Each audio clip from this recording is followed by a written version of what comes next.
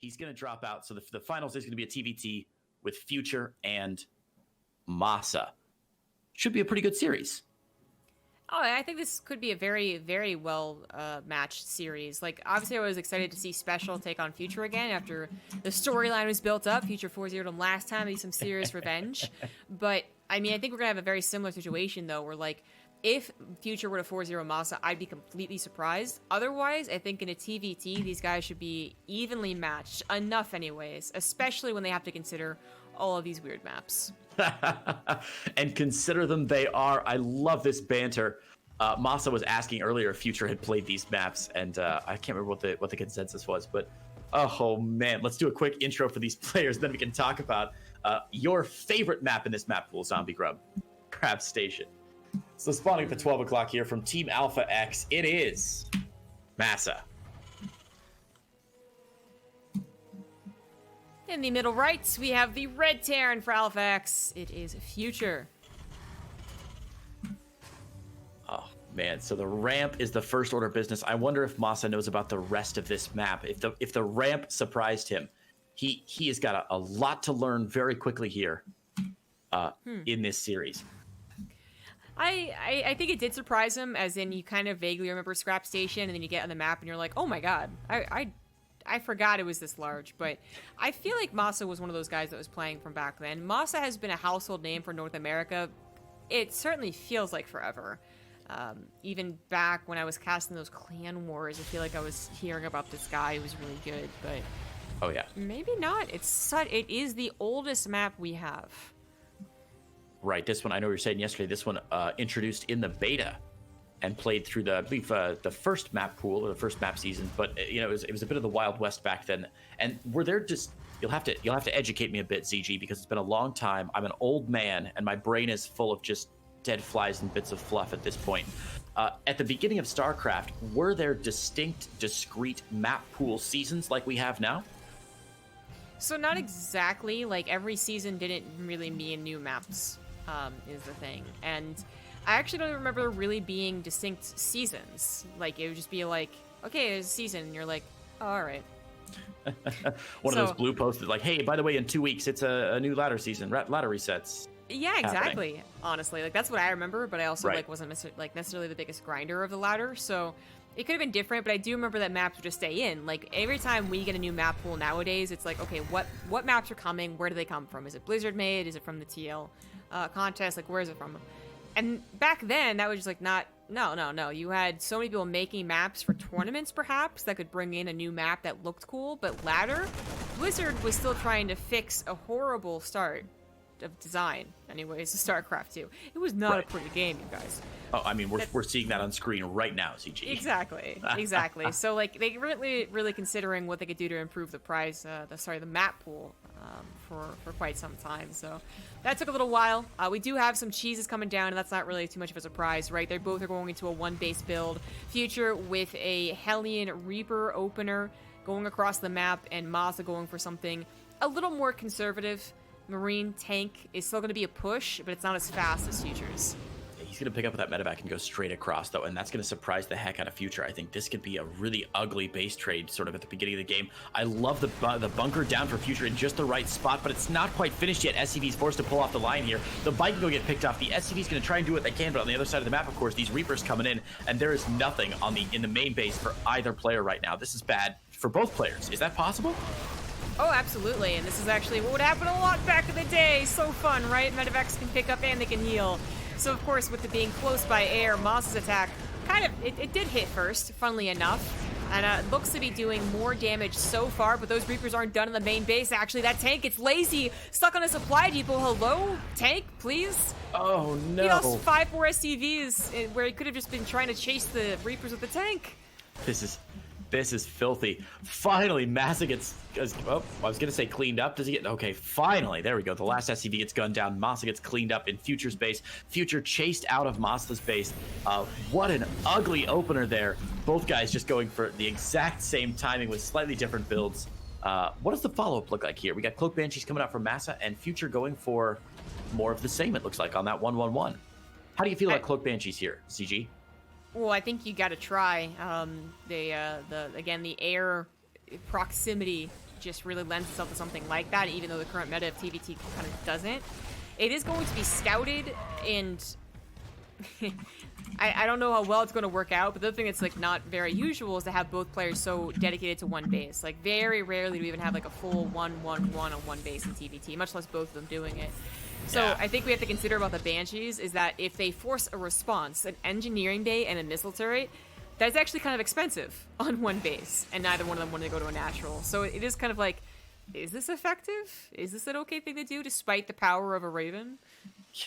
It's so weird to consider that I've never ever thought of a Terran player. Oh man, he's building an engineering bay. That seems like a mistake. Like I've never had that thought before. But it's a really good point on one base economies. Everything is just way different. But yeah, Future bringing out that Raven, and look at that, MaSa finally being the first one to take the plunge and drop that natural expansion, or drop the second command center rather. Yeah, good luck with that. The Vikings of Future were really well positioned. Future actually took into account the close by air really well this game. That bunker finishing up probably saved a lot more SCV deaths, and then the Vikings, where they were, caught the Banshee before Cloak was done. Now it's MaSa just cancels the second Banshee, doesn't go for Cloak, so he kind of mitigates the damage that could have been. So maybe it's not the worst thing, but that was kind of a straight up denial, and MaSa is a bit lower in that army supply. Yeah, losing that first Banshee really rough, and of course, no second Banshee out. He just gets the Raven instead, and now we're seeing the army's looking a little bit more standard now. I mean, it's still crazy one base play. MaSa trying to work on that natural, but the army composition's looking a little bit more standard, a little more like what you'd see in a, regular modern game nowadays. The Ravens, the tanks, the Marines. Maybe things will even out just a bit here. Future is not saying. I was like, he looks like he was sending an SCV to the natural, but there was definitely not enough minerals. It was just a supply depot. He looks like he's just gonna do one base all in. He has been very aggressive on these maps, but I thought it made a lot of sense, TVZ, to do two bases. I'm not sure one base is actually going to work, even on our oldest, smallest maps, which Scrap Station, it's small by air. If he gets medevacs, it's absolutely small. But if you don't break down the middle of the rock, it's actually not that small. Not that I don't believe in a one base push, because maps are weird. But if this was a regular 1v1 between the two, I'd be like, ooh, one base push from a pro. Oh, they're not that good. Let's see what happens. How many shots has he done before this match? I mean, yikes. Yeah, kind of. I mean, I guess he does throw down a command center now, but it's still a long time to be on one base. Wow. Yeah, interesting choice to throw in the command center as the tanks are moving out. I would have thought he was going to commit a little more fully to just this one base push and crank out more and more units and try and make it work here. As it is, though, the army supply is roughly even, and MaSa already floating his natural over. If MaSa can hold here, I think he's going to be in really good shape. Oh, the Raven's looking awfully dangerous. The fourth tank comes forward, though, so at least some of them will be firing. Actually goes for the auto turrets. Where's the focus fire from MaSa? It's actually all over the place. The Vikings of MaSa coming, however, land on the ground, and he seems to have enough to deal with this. Mostly mechanical units left behind for Future. It's actually a bit of an even trade, but with MaSa having command center, Future knows he has to tap out. Yeah, a really, really ugly fight there at the end. I feel like some TVT fights are really nice, and I can go like full Artosis on those fights and, very, very casually explain like what's happening and who's flanking who and why the advantage is where it is. That fight, just everything happening all at the same time. Very ugly. Yeah.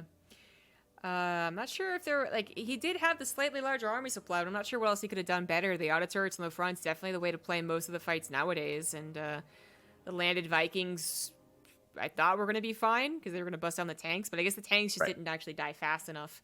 So MaSa, that's the nice thing about TVT. Even if you're a little lower in the army supply, tanks are just good at covering that, and defensively he was pretty well set up. So Scrap Station, though, it's like maybe they chose it literally just to get out of the way.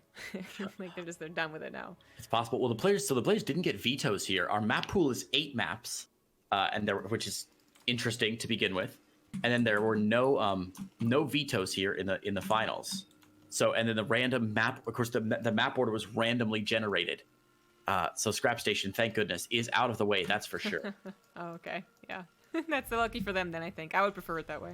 Yeah, I know. I saw in the organizer said map 1 Scrap Station, and immediately MaSa responded with some words that I don't know because my BattleNet is still set to child mode where I can't see naughty words. So, well, we got these two players ready to go spawning at the 1 o'clock position in the blue, currently up 1-0. It is from Alpha X, MaSa. In the bottom left, we have the Red Terran Future Proxima Station, complete opposite of the Scrap Station. This is large. It's got tons of different attack paths and big attack paths, small chokes. It's a much more recent map as well. Yeah, I love that you can tell it's more recent, not just because the doodads are there, but because the overall map is so much more aesthetically pleasing. Just little bits and bobs here that just make it a much nicer map to look at. Little circles for the command centers, just all the little tiny affordances that we don't really think or talk about that much because we're just used to them now. But in going back through the old map pool, you really start to realize how important they are. Yeah, I agree. There's just definitely a visual upgrade. Again, literally because Blizzard gave more visual doodads and whatnot to StarCraft 2 map makers when Heart of the Swarm came out, but also everyone just got better at it. I mean, you're talking about the guys who are probably also coding or, doing concept art or something. I don't know, but they weren't map designers. They probably didn't feel particularly well versed in map design. Maybe they'd played around in Warcraft 3. We're talking StarCraft 2 development. The first maps were created by StarCraft 2 development teams. I don't think any of them were map makers. I definitely agree.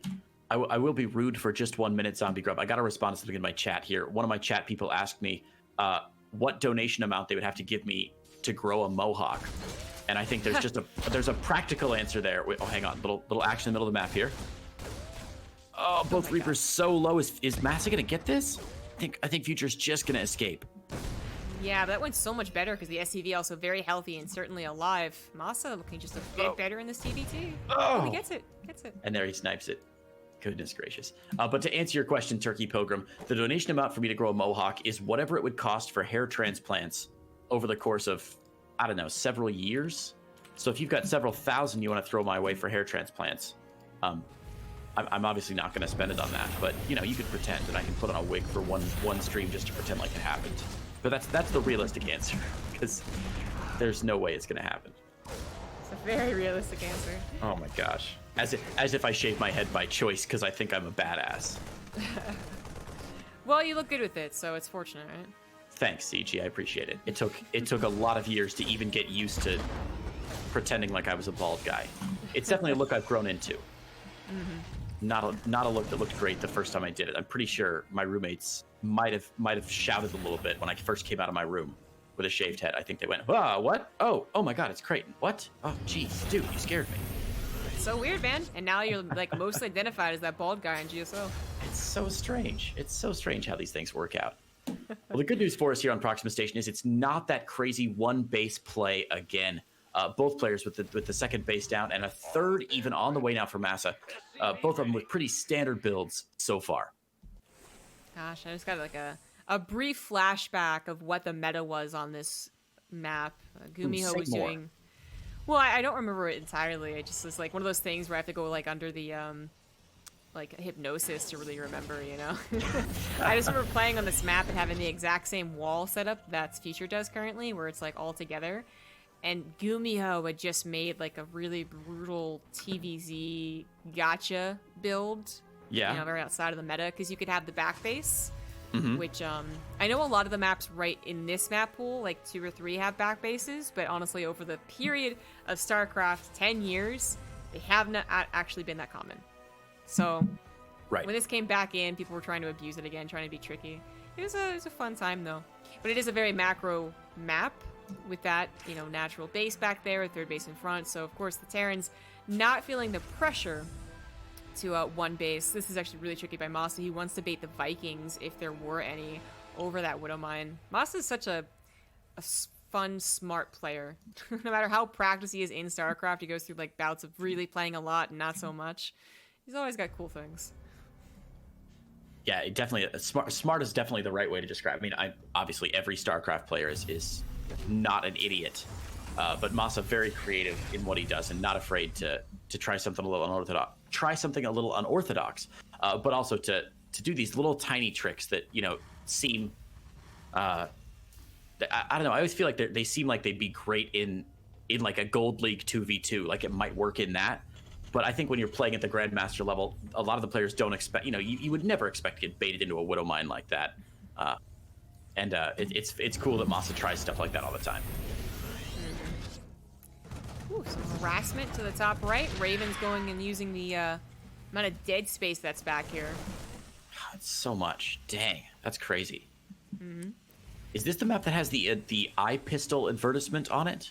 I saw it yesterday, and I got so excited. I was going to call it out, but you were saying something really intelligent, and I didn't want to interrupt you just to be like, oh, look at the ad for eye pistol. Do you remember, lol? I think it is. I don't remember where it is, though. I don't see it anywhere. Oh, there it is. Yeah, there it is. Right in the middle of the map. Ah, I see. That green eye pistol ad. That's the one. Advanced targeting. Get into the groove. That's a very old joke. I'm sure there are viewers right now who don't understand what that's a reference to. My God, I think you're right. Oh, I probably don't know what iPod Shuffle is either. So it had the option to shuffle? No, you don't understand. It only shuffled. Only.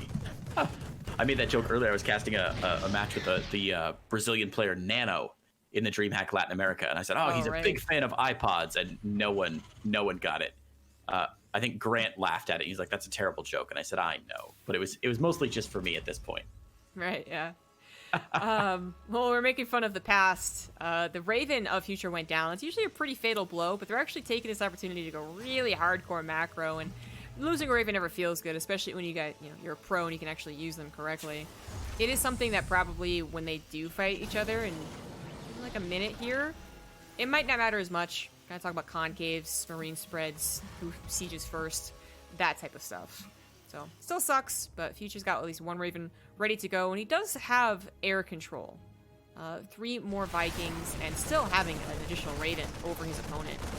But MaSa has a lot of Marines to work with. It's going to be a little more flexibility, mobility, and he just shooed away the air patrol force of Future, so they need to kind of skedaddle back home, help out with the defense. Yeah, definitely. As you said, he luckily does have. He's made 3 Ravens this game now to MaSa's 1. Ooh, is that medevac? Oh my God, I think that was a bait medevac. There was nothing inside of it. I think he was just trying to bait out the Raven interference matrix from that. And wow, Raven 1 goes down. The auto turrets get picked off immediately, and that's a big win for MaSa, who's even up the army supply even up now. But MaSa, as you said, with so many more Marines, is going to have a lot more flexibility.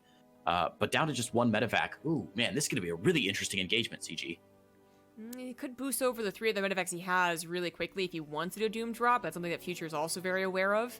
Proxima is really difficult to break a Terran specifically on these bases. Like, you should be good to go on 3 bases for a while. The difference is Legacy of the Void doesn't give you a lot of time on those 3 bases. We run out of minerals in Legacy of the Void. So, if anything, MaSa, if he can't break them, and so far it's like kind of awkward. He wants to grab that 4th base, but loses the tank there. Alright, he's gonna grab it anyways.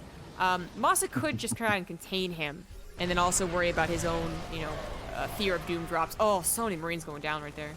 Yeah, jeez. What an interesting position here from MaSa. Talk about abuse underneath a ledge. I mean, can you imagine this map in the current map pool? I think the Zergs and Protoss players would have a stroke if they saw this one get in. This natural just tough to defend. We're gonna see a lot of scans going down because the Viking count looks like it's in favor of Future, 7-1, which means his air superiority is definitely much better. But yeah, the Marines on the ground can give MaSa a little bit more flexibility. It looks like Future has a pretty strong position here to defend from. Is MaSa just waiting for him to make a mistake, maybe, and move out too far forward with those Vikings?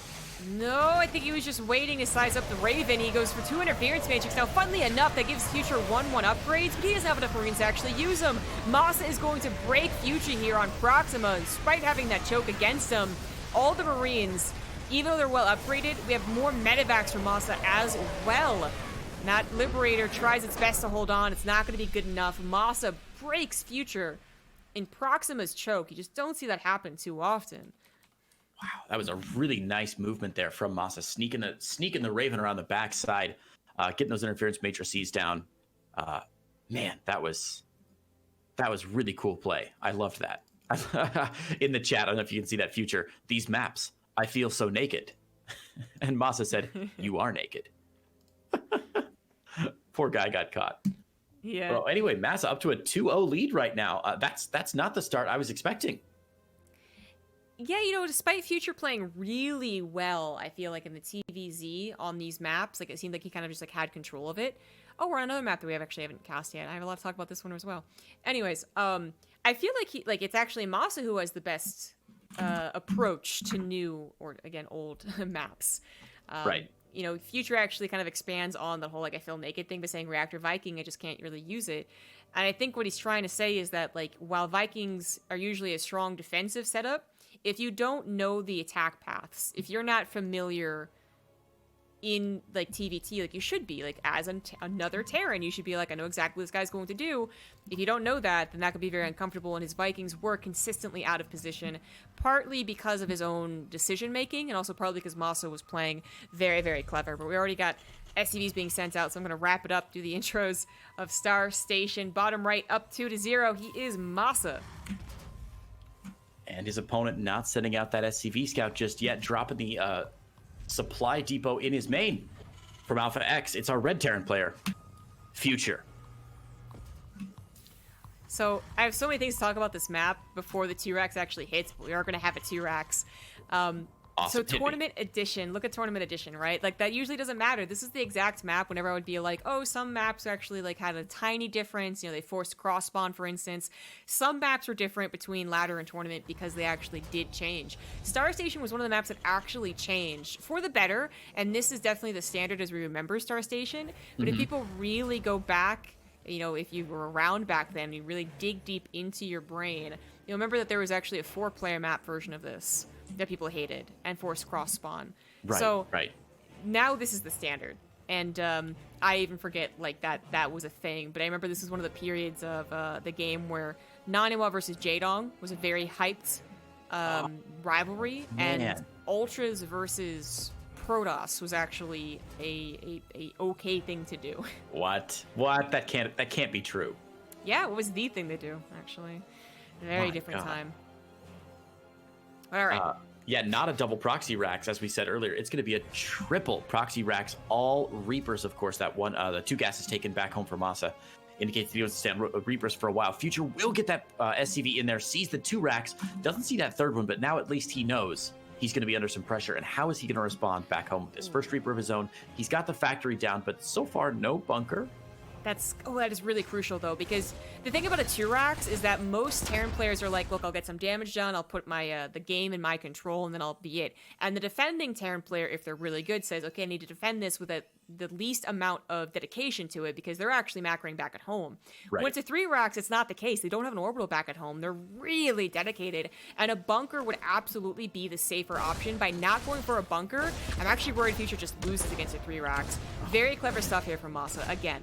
Yeah, and a bit of a lazy scout there from Future. It's one of those little things that's very easy as an observer to say, oh man, if he would have gone 2 more pixels, he would have seen this, he would know about it. But Future with a really interesting response. Look at what he's doing on the other side of the map there, CG.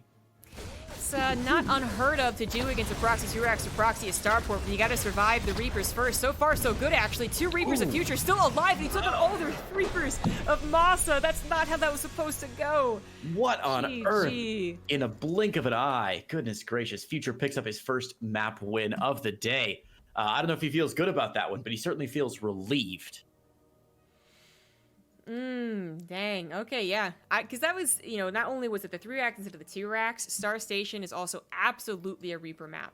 But at a time when Reapers weren't really OP, they were really out of the meta. So this was post Bjorn, right? It was pre-Bjorn. Oh, pre-Bjorn. Yeah, post grenade killing hatcheries. That's it. Okay, yeah. Right. Oh, I remember those days for sure. MaSa, one of the best maps ever. King Sejong Station.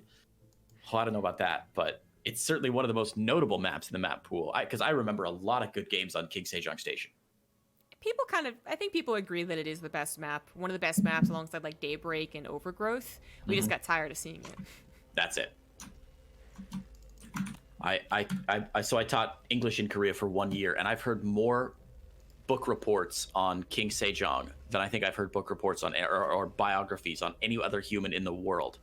So this map now has special significance in my heart because I can just hear all of my adorable little 8-year-old kids talking about how great King Sejong was and how much they love him. So it's an aptly named map, I suppose. He is very well liked. They have him and then like that general, the admiral, I should say, that like who invented saved the him. turtle ship. What's his name? Yeah, exactly. Like, that's kind of the two heroes of Korea that I would hear about. I took one, like, official Korean class, and Yeah. remember I got, like, an extra point for knowing who King Sejong was, because it was a Korean language class. Nice. But I was like, StarCraft 2! He had a station, I think. It was all icy and Yes, exactly. I went into further detail. Nailed it. Nailed it. Yeah. Well, really quickly, we'll just go through. You've seen these players 3 times now, but spawning the top left-hand side in the blue, taking the first 2 games, but dropping game number 3, it is MaSa. In the bottom right, as the red tearing, he is Future. Are you still studying Korean, CG? Not so much. I took that class like 5 years ago at this point, and then I was doing private tutor for a while. Mm-hmm. But when I decided to start saving up to move out, and now that I have moved out, kind of goes to rent money, you know? I understand completely. Language lessons are not cheap, are they? Nah, not too much. Like even on some of like the cheaper sites, I found a couple of good teachers, but yeah, $40 for each lesson, and like you want to keep up with at least 2 or 3 per week, and on top of that, literally keeping up with language learning. Oh, Not just paying them, but actually being a student again. It's tough. man. It's real tough, yeah. And I was very fortunate that I was in Korea for a while, so I was kind of surrounded by it, but it was still just nigh impossible to keep in my head, because I mean, I'm a pretty dumb guy to begin with, and then trying to keep on top of that and StarCraft and a full-time job and everything, I can't imagine staying with it for too long unless you were really, really dedicated to it. Yeah. I think I would if I had infinite money, or just Sure. felt like I did anyways, because that would at least keep me trying, having to show up and be like, I need to do what I paid for. But Right. It's like joining a gym, right? Or yeah. that's the only way I can really exercise. Like I won't do yoga at home. I've got my yoga mat, but the only way I'll go to like regular yoga practice is if I actually join a studio and am forced to show up every week and shell out an absurd amount of money to join the classes. I'm with you. There was one period in my life where I actually was a home weightlifter, my barbells and stuff. But Yeah. oh, not for a while. It was like 5 years ago as well. Now I'm with you. When the gym's closed, I close. You know what I'm saying? Oh yeah. It's been the last couple of months have been real bad for my physique. That's for darn sure. Yeah. All right. So we got a 1 base for MaSa going up all the way to 111. He's gonna expand. This isn't again, it's not as weird as Scrap Station. None of the maps will be, except maybe Dason, but we can talk about that when we get there. Oh my God, The command center lose another timing. Reaper. Oof. He does get a very important scout, though. The command center timing on that should tell him that it was a complete 111 instead of just like a factory expand. Okay. So that could be pretty nice. So you yeah, a lot of maybe good Banshees information. are on the way. Yeah, and MaSa's not seen anything. I don't think he hasn't scouted. He hasn't left his base yet. He was trying to deny. I think he was trying to deny that Reaper scout with the Hellion and Reaper back home, right? And Yeah. it did just get a little too far in. But the first Banshee's out now. Is Future going to be prepared for this? He's got let's see, a little bit of energy saved up on his orbital command. If he drops that, if he drops the mule though, he could be in a bit of trouble. You'd be very foolish to drop a mule. You should know, like, it's not likely to go Banshee, but I think it is a little. We have to expect the slightly out of the meta build. So if he knows it's a 111, he has to at least be aware it is. Could be, and there it is. Yeah, So now the the Banshee Viking here. plus the scan. Yeah, he should be just fine. Cloak goes down, scan goes down. The Banshee will make it out though, I think. Barely escaping the range of that scan. And there's a second scan ready to go. Yeah, second scan ready to go. He's going to dodge the other one, though. Oh, my gosh. But the Raven will be out here pretty quickly. So the Banshee might get 1 or 2 more SCVs before the Raven pops out. But there's MaSa's actually doing an attack. I mean, he doesn't have many units, but those Hellions, they're going to struggle to do anything about that Banshee, huh? They're going to jump on top of these units, take a long time to kill that tank. MaSa is getting a lot of damage done. Yeah, Jiminy Christmas. Those first couple tank shots softening up the entire pool of Hellions there. He's going to try and draw him back into the tank with that Marine. Look at that. Got drawn into the trap again, and that Banshee finally cleaned up, but 8 SCVs going down, and MaSa still has a tank and a Marine alive, bringing some more units across the map, and oh, you cheeky bugger, dropping a 3rd CC back home. Wow, MaSa feeling very confident this game. Very good game plan so far. It's really working out for him. Future's down 6 workers and behind now in his 3rd CC. Armor supply still in favor of MaSa as well. This Raven wants to do more things to really help out on the ground, and it absolutely can. Good interference matrix, good siege up of the tank. MaSa's going to have to actually evacuate, I think, this position. I think he's done the most damage he can, but maybe MaSa will try to prove me wrong. Yeah, no, he's definitely listened to your cast, CG. He hears it, and he's like, you know what? That's CG. She's pretty smart. She knows what's up.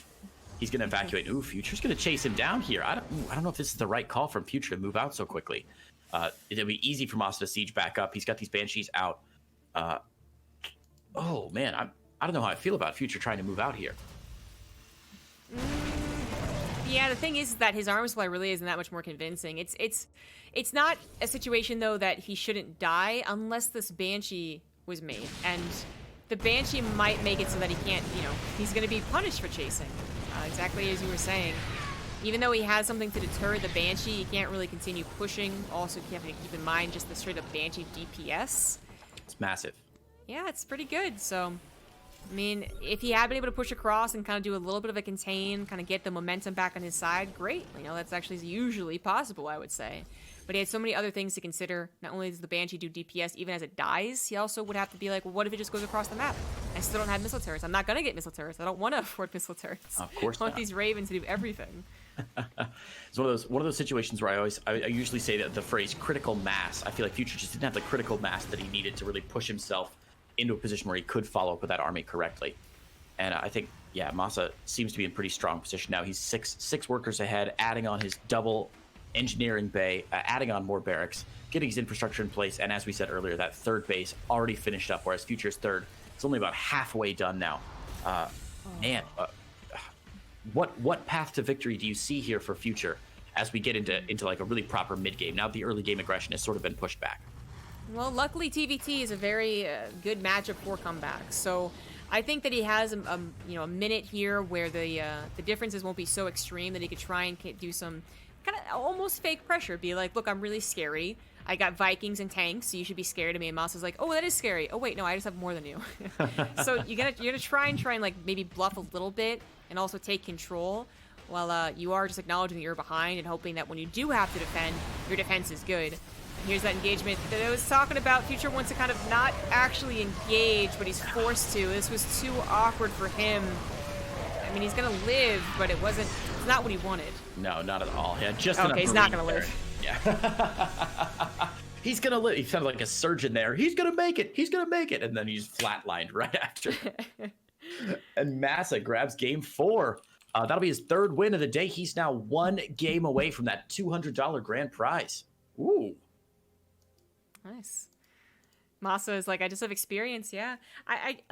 MaSa is definitely older than Future. I wasn't sure about Starkiller or him compared to Vindicta, but MaSa, yeah, he's just the player that's been through like every stage of StarCraft that I remember. Anyways, and remembering 9 years ago is kind of difficult. So if I'm wrong, I'm wrong. But now he's confirming it. He's like, I have experience, and yeah. Future, I actually think that Future is one of those guys that is kind of new. He actually just got into StarCraft, didn't really watch a lot of esports, suddenly got good, and was like, how do I get better? And then join, you know what I mean? Yeah. Where right. Most other people would be like, oh, it was a very slow build up. First I got into an esport, and then I did well, and then I wanted to be a programmer. Mm-hmm. I think Future is that guy who just kind of just sprang up. So if he wasn't around for King Sejong, that's a lot of StarCraft history he's missed.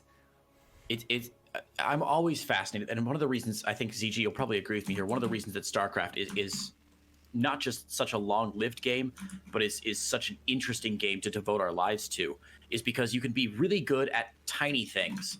You can be a great micro player, but that's not enough to win you StarCraft games. You can be really good at strategies, at adapting, at countering your opponent, at sort of reading what they're up to, but that's not enough to win you games.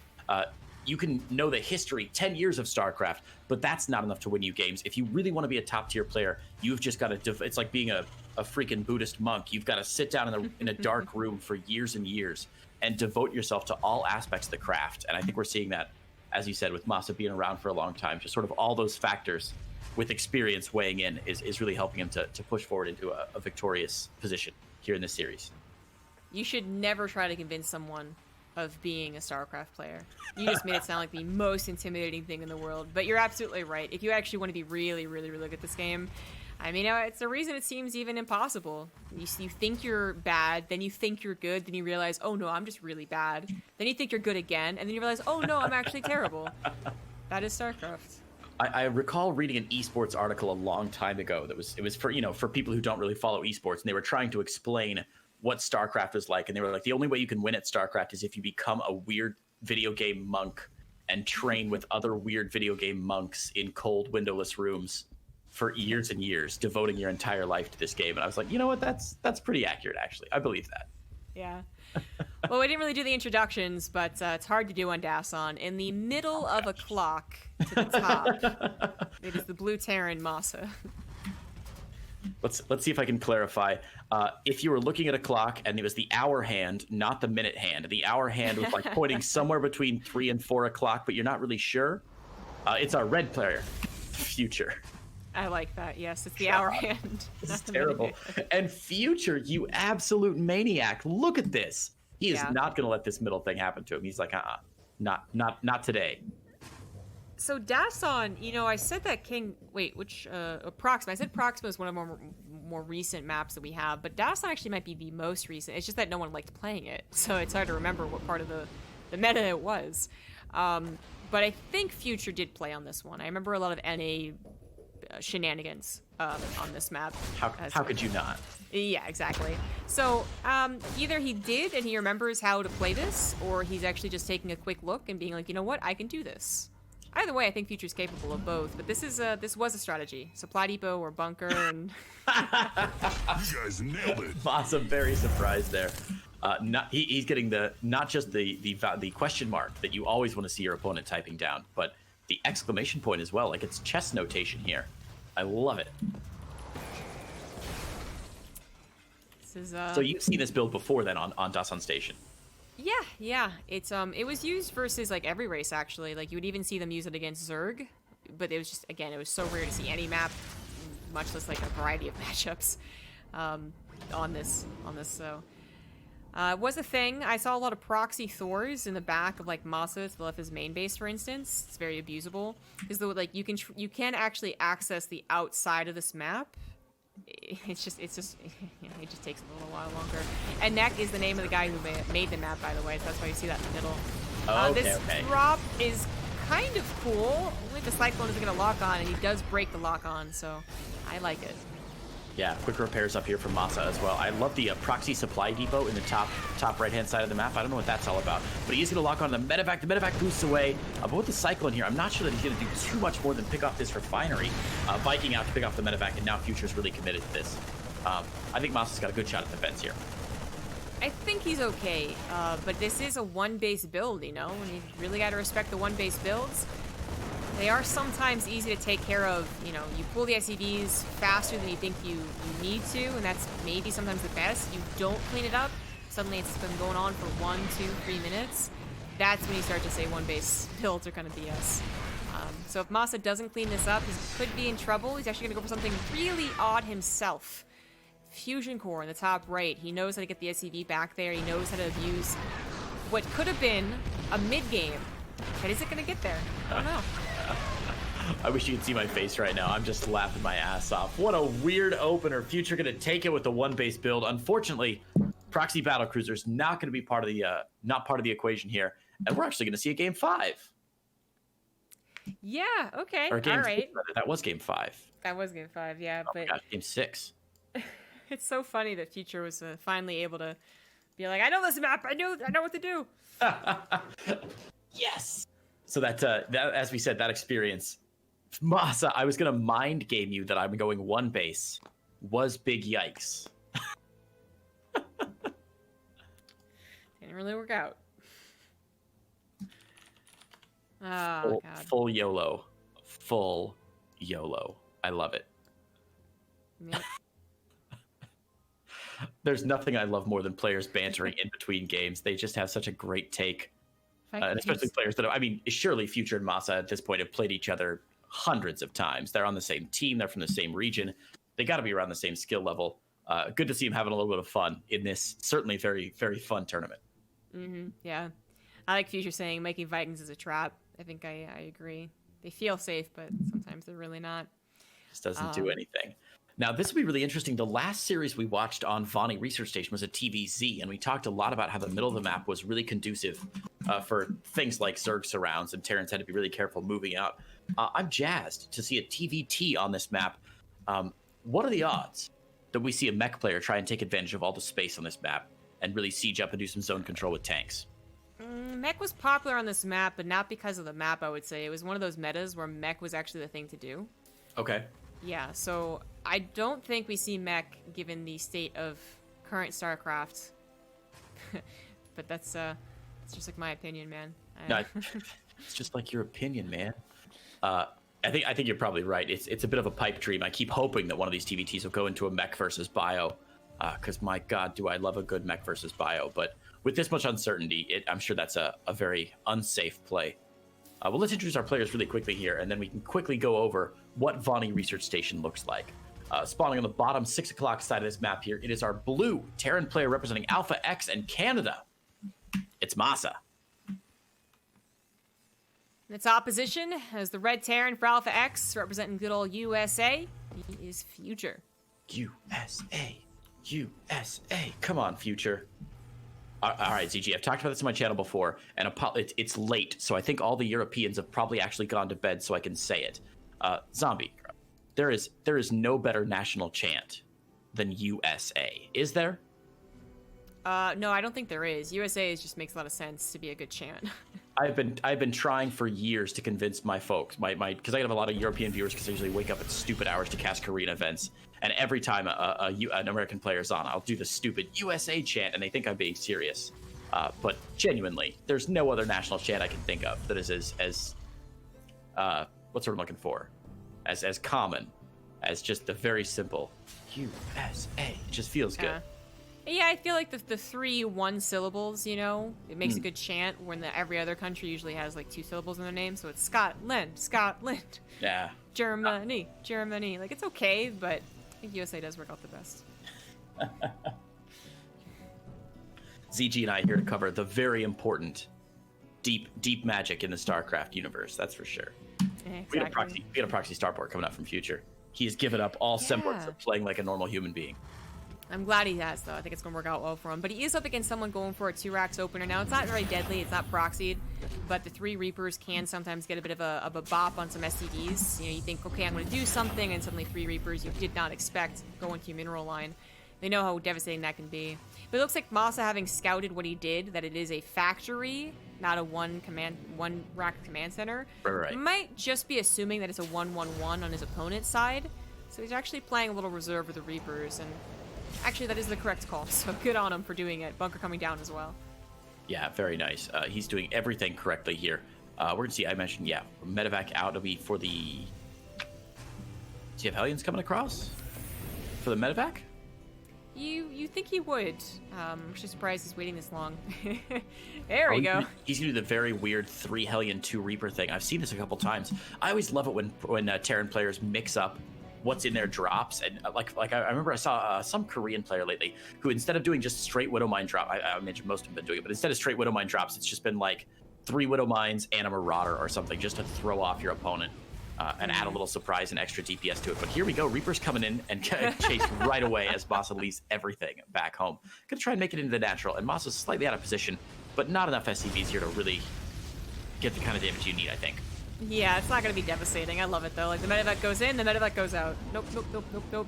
Can't explain that. Yeah. The medevac's going to try and do some more damage. There's a lot of dead space on Vonnie, so it makes sense here. But the Reapers are pretty mobile. The Marines, not as much, still can cover the medevac as well. And Moss has done a good job defending, reading into what his opponent could be doing. Worked out really well for him. And I think he might even be able to tell that it's a proxy starport with the Liberator especially. Not that he can do very much about it. And this was, I mean, flashbacks, again, this is actually a very popular thing to do, but not with Liberators, though. Did Liberators exist when this map was out? I don't remember if it was, I think it might have actually been one of the first. I'm going to check, you know what? I'm going to check. But with anything else that kind of would siege, right? Like Doom drops, for instance, into the natural. It was so bad. Like, we literally saw Future do that to a Zerg player, and he's doing it kind of here versus a Terran, just taking advantage of the natural and hanging like it is to abuse your opponent's choke against them. Yeah, the Viking, the right call there from MaSa, which I really like, because there's nothing in that army that shoots upward. The Liberator unsieging, getting pushed away. Nice kill. Looks like a Reaper does get taken out there in the natural, and oh man, another drop going down, and this time the Mule's just getting dropped. He's going to lose both those Mules. Still not crippling damage here, but a little bit better for Future as the drop's longevity continues to increase. the lock on. He's good. He's good. Okay, Barely makes it alive. Maybe not, actually. The medevac will die, but at least he'll be able to unload. You can use these units later to backstab, but we are past the point of Reaper Hellion doing very much. Yeah, one of those. I love the games that have a very clear separation where, like, the between the mid game and the early game and the late game. So it's very easy as a caster to be like, well, the early game is now over. We can start talking about what the mid game is going to look like because this initial harassment pushed back, and now we just sort of have to sit back and reassess what's happened. And really, the resources lost have fairly even for these players. A few more SCVs going down for MaSa, but he's only 1-2 workers behind now. Still has his natural down, and I don't know. I feel like the guys are in pretty even spots right now. Decent defense, decent attack. Yeah, let's take a look at the actual army compositions, their upgrade timings, their the production. It looks like Future has had his production up just a little bit faster with 3 barracks to 2. He's gonna have faster stim combat shield. No, he's gonna have faster combat shields and +1, but stim is already finished for MaSa. That's pretty scary, and he's already producing medevacs, MaSa that is, so he could use this to go ahead and do another drop into his opponent's base. And it looks like, is that what he's going to do? Oh, leaves the tank back home. I think he missed. I think he was supposed to pick that tank up and forgot about it back home. The tank abandoned for MaSa, but yeah, sending 1 medevac out. His medevacs are going to be very low on energy because they're so new. Little babby medevacs there. Oh man, another drop from Future going down. These Hellions coming back, as you said, for that backstab, forcing an evacuation to the SCVs. It's looking better and better for Future as this harassment continues. Definitely not bad. 2 tanks are available though, so that's 2 tanks to defend this, not 2 tanks on the front line. So only 1 tank firing away at Future Supply Depot is not that worrying. And you know where the other tanks are too. They're all on the other side of the map. Future will eventually clean this up. It is certainly obnoxious. Oh, especially because this 1 tank was not actually appropriately positioned. Ouch. Landed Viking and some Marines here in the natural for Future. There's just attacks all over the map here. Main of Future, natural of Future, main of MaSa, all under duress right now. Finally, it looks like the main of MaSa gets cleaned up. Those tanks finally pushing away the Reapers. 11 SCVs to 9. And, MaSa maintaining this position, though, outside of Future's main base. I like it. There's not really a reason to leave so far. He knows where most of MaSa, or Future's army is, rather. That single drop doing some damage, even if it came back, wouldn't help very much. But as TVT goes on, there's certainly a reason you don't overstay your welcome. There's a reason you don't Marine push in this. Eventually, your opponent gets medevacs. Eventually, they go, well, you can't break me either, so what stops me from just, attacking you with drops? And that's what Future's kind of thinking of. Loads up another medevac, this time full of Marines with stim and combat shields, and that +1 advantage, which MaSa only just now adding on those upgrades. That's going to be a pretty substantial lead there for Future. Definitely. There's so many things that can go wrong, especially in TVT, and losing out on upgrades is a key one. I mean, +1/+1 Marines versus unupgraded Marines, really rough to deal with. Now, luckily, MaSa's already going to be in position, rotating around to his natural to drive away that Marine drop, so I don't think Future's going to get anything done. Ooh, he's trying to move back in here with this drop. And just as MaSa moves away, the drop is going to go down. But the tanks are here, and I don't think much more damage will happen. I'm really surprised that MaSa is still maintaining this position on the other side of the map, though, with this tank and Marines. As you said, I think it might have made more sense for him to head back home and try and remuster his army, but he's not going to do that. He's kind of reached that point, though, where, like, Future's going to be like, well, I have more units because you can't reinforce, so let's just break it. It's exactly what's happening. MaSa did, in fact, overstay his welcome. He's going to lose Vikings, he's going to lose a tank. I mean, he trades out a little bit, so it's definitely not the worst-case scenario. Actually, that 1 tank on the low ground didn't do such a bad job with the choke having to be accounted for. That was definitely not the worst thing there. I'm just worried about the upgrades as the game goes on. MaSa going for double drops to the natural of Future. The boats just drop, because that's what Vani Research Station has always been. Even with mech, you're trying to drop Hellbats. I mean, my God, there's so much empty space on the map. And ZombieGrub, I will say, I just want to say thank you. You have brought so much knowledge to this cast on the old maps. I couldn't have done this without you. And it's been such a joy to have you here. Is this the period of StarCraft 2 where maps had this much dead space all the time? Or is Vani Station sort of an exception to the rule even back then? Oh, God, you're going to actually have to... I'm going to try and see what the other maps might have been, but I think we have too much action to talk about that. The drop in the natural from MaSa is doing some pretty good damage. Future wants to do the same thing to his opponent, but can't actually access the main, or maybe he can. MaSa didn't realize the army was there. does manage to save all 3 of those tanks. Oh, yikes. Thank goodness those tanks got out of there just barely in time. And now Future's going to elevator his way up into the main base. Going to pick off the +1/+1. Oh, no. Meaning that the upgrade advantage is going to stay in Future's favor even worse. But the double drop on the other side for MaSa still doing plenty of work as well. 11 SCVs have gone down. That natural looks like it is going to go down. And there is nothing back home. There's a little bit back home. A tank and a handful of Marines. Is that enough, though, to clear this? Oh, Future moving out at a very awkward time, and MaSa's going to break it there. Future moving these tanks back to go back home. And picks up and leaves. This is actually really crazy TVT. I love it, too, because I feel like Future is that young guy who's just known for dropping in his APM and even being a little overzealous in his aggression. MaSa used to be that guy back in the day, and now he's, like, old, quote-unquote, and he's like, oh, my God, like, let's just stop this, please. Let's just calm down a second. But he's actually so far doing a great job keeping up with Future and even taking a bit of an advantage here. Since he killed that orbital, he's taken away the command center lead that Future had. Currently, he just has to worry about the upgrade disadvantage, but otherwise he's got more workers, he's got slightly more army, and he does have that third command center a little bit faster now since that snipe. Man, or maybe not. Drop on drop. There's the cancel on the command center. These, what is it, 6 Marines doing so much work for MaSa right now. Goodness gracious. But Future doesn't want to have any of this. He can't keep, I think he's decided he can't keep getting dropped here. Maybe he's just uncomfortable with the position of the map, or maybe he just doesn't know enough, and he's like, you know what, I'm going to move out and see if I can make something happen here. He's got his entire army in the middle of the map. Looks like he wants to go ahead and siege up on the where the third base of MaSa is.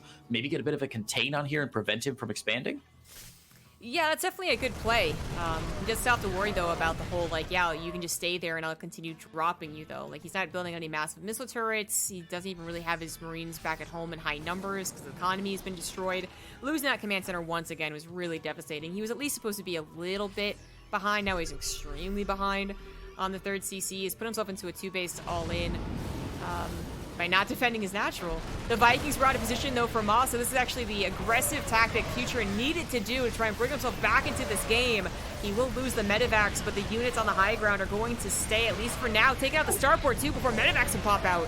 That's huge. These tanks for MaSa out of position defending the ramp, and he unfortunately didn't rotate him around. His sensor tower was up, so he knew where these units were, but he just didn't unsiege those tanks and move them back. So yeah, Future now in the main base, but oh man, it looks like MaSa might still be able to hold this. The high ground vision is now gone once that Marine gets taken down, and he could move forward.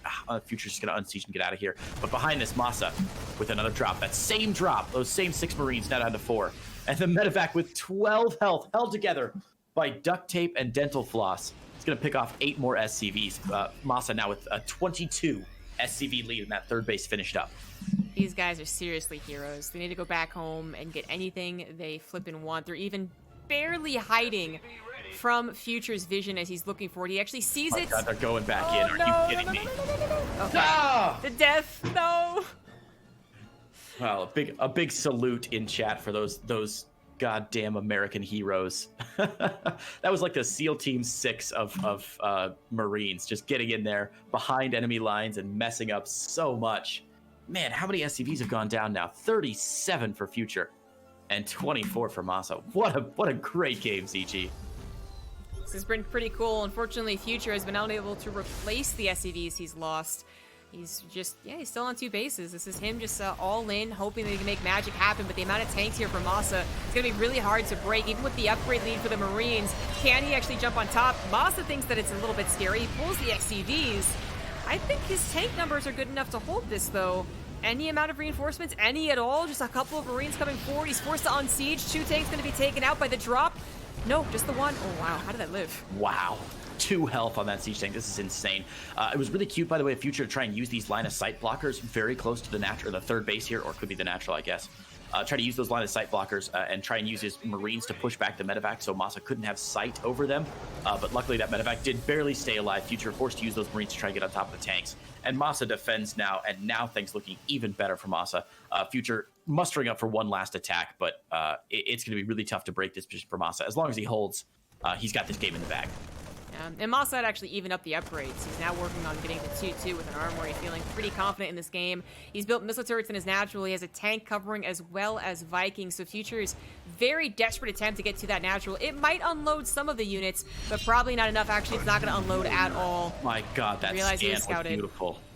The Marine spotted it coming down south, and the scan goes down to reveal the entire Doom Drop. And look at this, SEAL Team 7 dropping down into third base of Future yet again, just delaying a bunch of these Marine reinforcements from coming across. He's going to retry this Doom Drop, and actually the Marines on the low ground going to have to rotate around. Future's going to get this drop down. SCV's pulled yet again, but there is one tank here. Vikings trying to clean it up, and with the upgrades even, I think MaSa just has so much on the line. That's it. GG. ZombieGrub, MaSa wins it in a 4-2 grudge match. I mean, what an incredible series that was. That was a very fun series. I think it was a bit of that story of who was playing to the old maps, who remembered the old maps, as well as playing to just like who was very good at TVT. That was really sick.